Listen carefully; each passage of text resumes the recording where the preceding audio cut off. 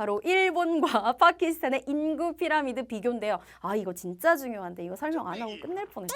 어쩔 뻔.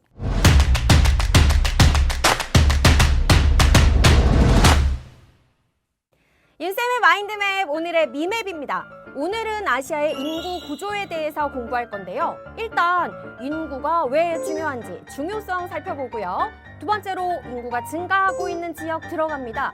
주요 지역은 어디인지, 그리고 인구가 증가했을 때 긍정적인 영향과 부정적인 영향이 각각 무엇이 있는지 볼게요. 자, 반대로 인구가 감소하는 지역도 있겠죠. 인구가 감소하는 주요 지역, 그리고 인구 감소의 영향, 인구 감소를 방지하기 위한 노력까지 공부합니다. 개념 쏙쏙 이어갈게요. 안녕하세요. 올리원 제자 여러분, 반갑습니다. 만점의 기적을 경험하라 미라클 사회역사 윤미쌤입니다.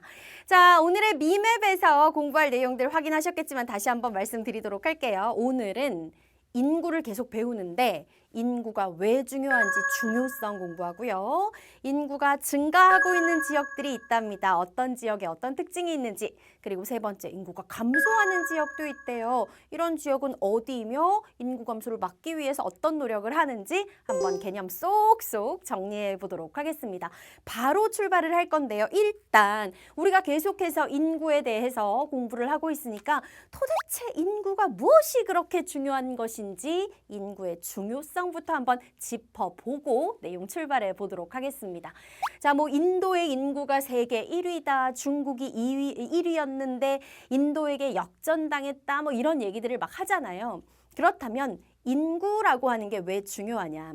여러분, 각 국가의 성장에 대해서 우리가 한번 생각을 해보자고요. 모든 국가는 지구상에서 우리 국가가 다른 국가보다 잘 살았으면 좋겠다라는 생각으로 열심히 노력을 하고 서로 경쟁을 하죠. 그렇다면 일단 하나의 국가가 성장하기 위해서 가장 중요한 것이 무엇일까를 한번 생각을 해보자는 거지.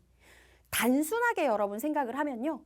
하나의 국가가 성장을 하기 위해서는 그 국가 안에서 뭔가 만드는 행위들, 그러니까 생산 활동이 활발하게 일어나고 회사들이 무언가를 만들었으면 그걸 또 국민들은 열심히 돈 주고 사서 소비를 하면 됩니다.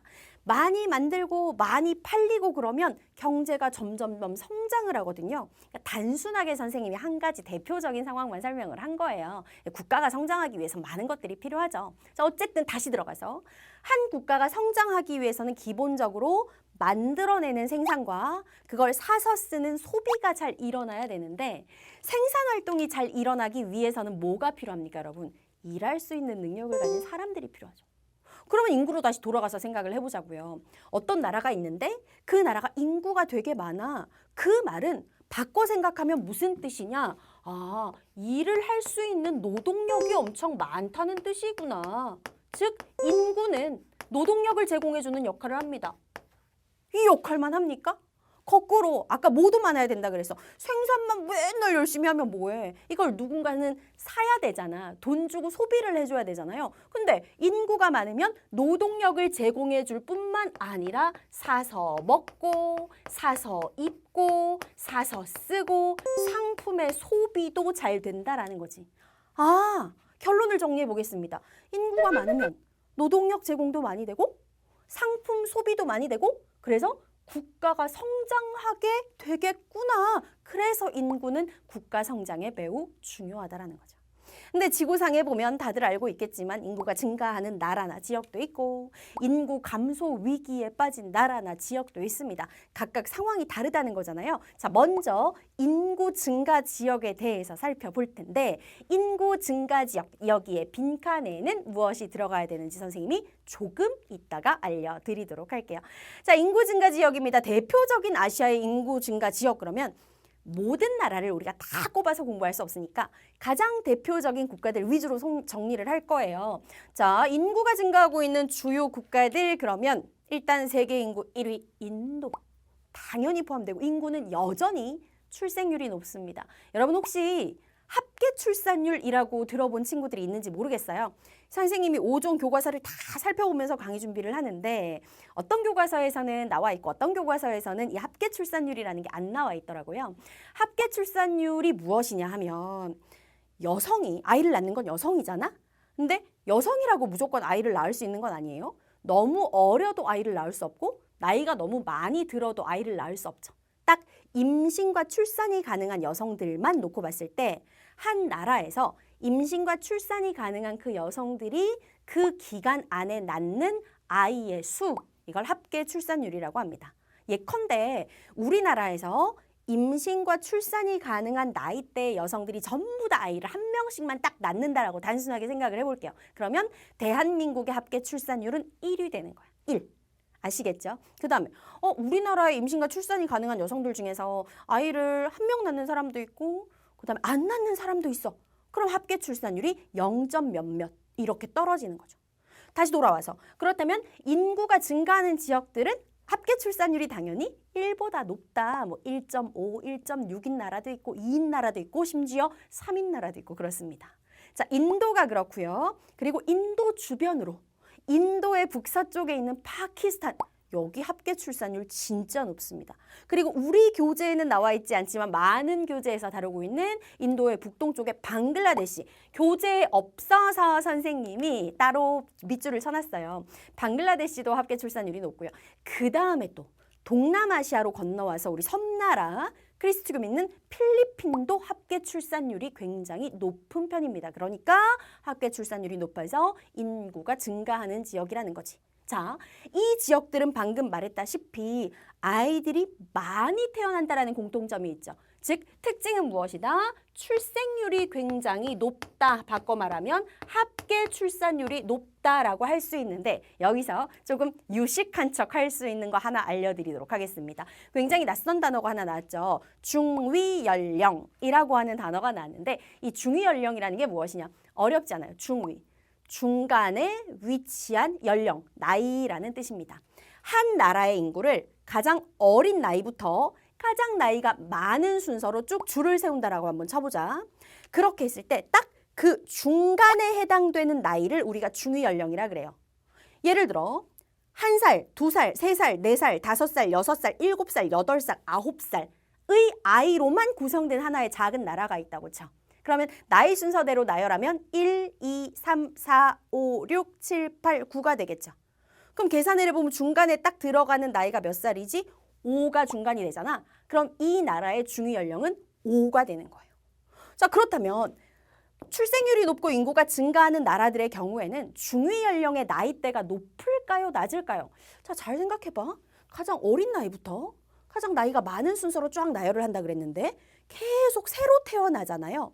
어린 나이대의 숫자와 비율이 많아지는 거죠. 그렇죠?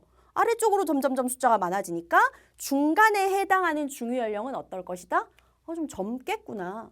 높지는 않겠구나. 0세, 1세들이 점점 많아지잖아요. 그래서 중간에 위치한 연령대 중위연령이 굉장히 낮다라는 게 특징이에요. 그래서 우리 보통 뉴스나 기사 같은 데도 보면은 아이가 많이 태어나는 국가들을 젊은 국가라고 많이 얘기합니다. 중위연령대가 낮다라는 게 특징이에요. 자, 그렇다면 인구가 증가하는 이런 지역들은 좋은 점이 뭐가 있느냐, 그리고 나쁜 점은 없느냐, 두 가지 다 있습니다. 긍정적인 영향과 부정적인 영향을 살펴볼게요. 먼저 긍정적인 점, 앞에서도 말했다시피 노동력 제공 많이 되죠. 상품 소비 많이 하죠. 그러다 보니까 현재는 그렇게 잘 살지 못한다 할지라도 앞으로의 가능성이 큽니다. 성장해 나갈 수 있는 잠재력이 매우 크다. 이게 중요해요. 인구가 많은 건 지금 당장 경제적으로 굉장히 부유하지는 않다 하더라도 앞으로 성장할 수 있는 가능성, 다른 말로 잠재력을 갖춘 지역이라고 말할 수 있겠구나. 굉장히 긍정적인 거죠. 이런 성장 잠재력을 미리 알아보고 어떤 기업들이 많이 진출을 하냐면 여러분들이 큰 대기업, 초국적 기업의 CEO라고 생각을 해보세요. 어떤 나라에 진출을 해야 돼. 어떤 나라에 진출하겠습니까? 출산율이 낮아가지고 막 경제 성장이 멈춰버린 그런 나라에 여러분들이 진출하겠습니까? 끊임없이 아이들이 태어나서 노동력도 많고 내 상품 많이 팔아줄 수 있는 나라로 진출하겠습니까? 당연히 후자, 뒤쪽에 있는 나라로 진출을 하겠죠. 즉, 인구가 계속해서 증가하는 나라들은요, 많은 초국적 기업들, 전 세계를 무대로 활동하는 기업들 우리 배웠었지? 많은 초국적 기업들이 진출을 한다라는 게 큰 긍정적인 영향, 장점이라고 할 수 있는데 물론 다 좋은 점만 있는 건 아닙니다. 어떤 부정적인 점이 있느냐? 당연히 문제가 있어요. 무슨 문제가 있냐면 인구가 너무 빠르게 증가를 하는 거야.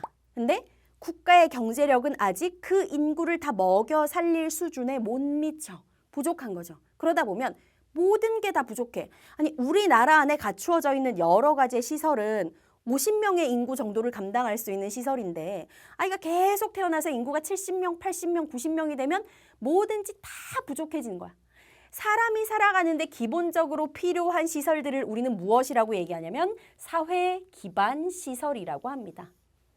대표적인 것들이 뭐 이런 거예요. 기본적으로 사람들이 뭐 일하고 먹고 사는데 필요한 것들 하면 뭐 도로, 그다음에 철도, 기본적으로 우리 수돗물 나오는 상수도, 다 쓴 더러운 물 빠져나가는 하수도, 그다음에 동네에 있는 뭐 주차장, 이런 모든 것들이 사회 기반 시설이라고 할 수 있거든요. 근데 인구가 너무 빠르게 증가하는 지역들은 사회 기반 시설이 부족할 수밖에 없고 그로 인해서 사람들에게 필요한 모든 것들이 부족해집니다. 어떤 것들이 부족해지느냐? 일단 기본적으로 식량 부족. 잘 와닿지 않지. 우리는 적어도 먹을 게 없어서 굶는 상황을 겪어보지 못했잖아요. 여러분도 그렇고 선생님도 그렇고. 식량이 부족하다는 게 잘 와닿지 않겠지만 지구상에는 여전히 식량 부족에 시달리고 있는 많은 지역과 국가가 있어요. 인구가 빠르게 증가하는 지역에서 가장 많이 겪는 게 식량 부족 문제입니다. 그다음 두 번째, 젊은 청년들은 많은데 그 젊은 청년들이 일할 수 있는 일자리는 턱없이 부족해. 그러다 보니까 인구가 빠르게 증가하는 국가의 젊은이들은 주변의 다른 나라로 일자리를 찾아서 떠나는 경우가 굉장히 많죠. 그 다음에 또 뭐가 부족할 수 있느냐? 식량 부족하죠. 일자리 부족하죠. 또 부족한 거 사람이 일하고 밤에 와서 쉬고 잘 수 있는 주택도 너무 부족해요. 이런 다양한 문제가 있고 여기에 두 가지 문제 더 추가해 드리도록 하겠습니다. 필기하세요. 환경오염 문제. 당연히 많은 사람들을 먹여 살리려고 뭔가 무분별하게 계획적이지 않게 개발을 하다 보니까 인구가 빠르게 증가하는 지역들은요. 환경오염 문제가 심각하게 나타나는 경우가 굉장히 많아요. 환경 문제뿐만 아니라 또 뭐가 부족할까요? 자원에 관련된 문제. 사람들이 먹고 살기 위해서 기본적으로 자원이 필요한데 자원도 당연히 부족해지겠죠. 다 뒤에 부족 붙이시면 됩니다. 자원, 부족. 환경은 부족 말고 환경 오염. 주택 오염. 주택 오염. 왜 이래 자꾸. 주택 부족, 일자리 부족, 식량 부족 이런 문제들이 발생할 수밖에 없다. 자, 인구가 증가하는 대표적인 지역과 특징 그리고 긍정적, 부정적 영향을 살펴봤지요. 이제 계속해서 그렇다면 반대 상황에 놓여 있는 인구가 감소하고 있는 주요 국가들은 어디이며 이들은 이 인구 감소를 해결하기 위해서 무슨 노력을 하고 있는지 이어서 공부해 보도록 할게요.